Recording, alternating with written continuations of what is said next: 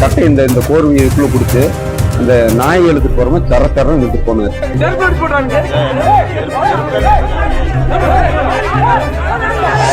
அவரு கையை ஓங்கணும்னு இவர் செருப்பு கட்டி தத்து 4 அடி தலையிலே அடிச்சுட்டார்.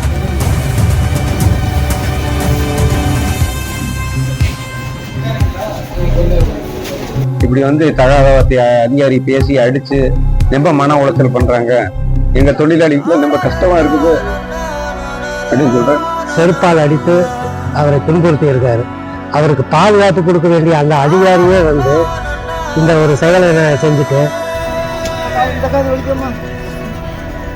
திடீரென காலில் அணிந்திருந்த செருப்பால் அரசு பேருந்து ஓட்டுநரை சரமாரியாக தாக்கிய அதிகாரி. கைகள் நடுங்க ஆம்புலன்ஸில் ஏற்றப்பட்ட நபர். அந்த அதிகாரிக்கு கடுமையான தண்டனை கொடுக்கணும்னு ஊழியர்களின் ஆர்ப்பாட்ட பரபரப்பை ஏற்படுத்திய வீடியோவின் பின்னணி என்ன?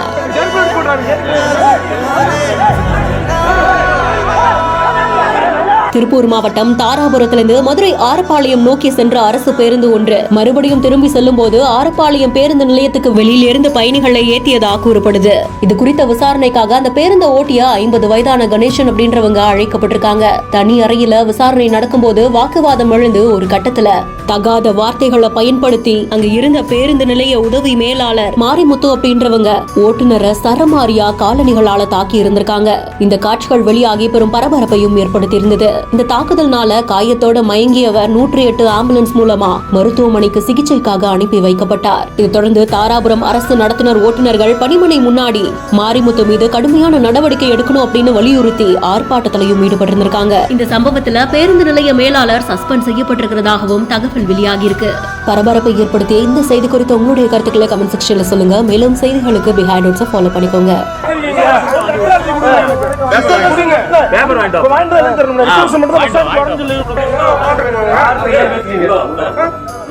பெரிய